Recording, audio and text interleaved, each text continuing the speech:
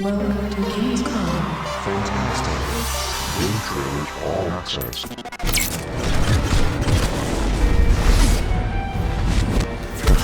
Good shot. There's 3 high-level goals, to make sure that this experience is still personalized, highly personalized. Your Shepard is the Shepard that you play. We also wanted to basically up the ante in terms of RPG elements, get that customization back into the game, and as well make combat a little bit more fluid. And then finally we just wanted to tell the story. We wanted to conclude Commander Shepard's story, make it as big a send-off as possible.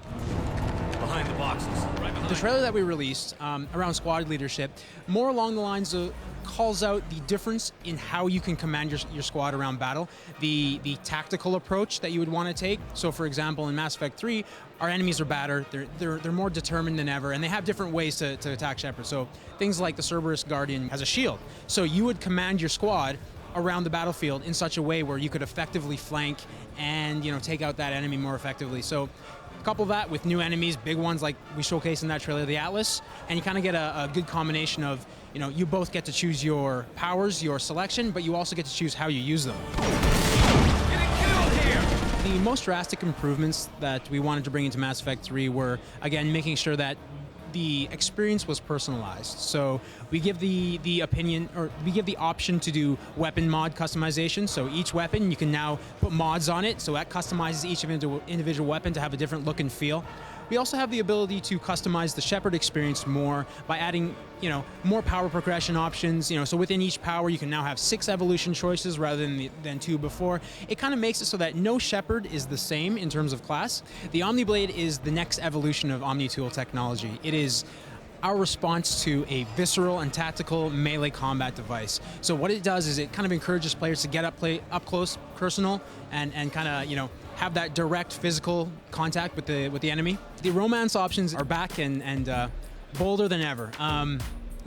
It's really important that we close off a lot of the relationships and love interests that happened within ME2 and ME1, and because of that, there will be culmination, there will be deep, heavy romances, and exactly how they play out, obviously, without spoiling it, we'll have to wait and see.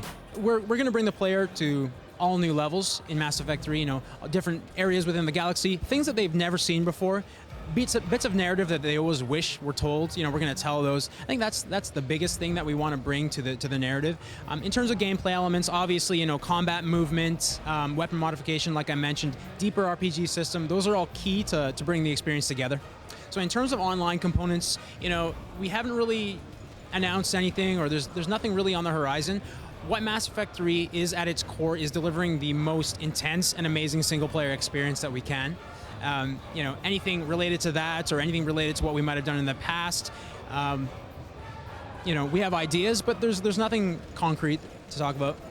In terms of how many discs we're going to ship on, we haven't actually determined the actual physical layout of the discs yet, but rest assured the amount of content is going to be comparable at least to Mass Effect 2. So, you can expect a very sizable experience. The end of the trilogy is the most epic, and I say epic, but really that is it. Like, this is the main event, and Shepard and the Reapers, they all come together with a very satisfying conclusion. I'll just say that. Guaranteed you will cry. Mass Effect 3 is available for PC, 360, and PS3, March 6th, 2012 in the US, and March 9th, 2012 in the European Union. Fire in the hole!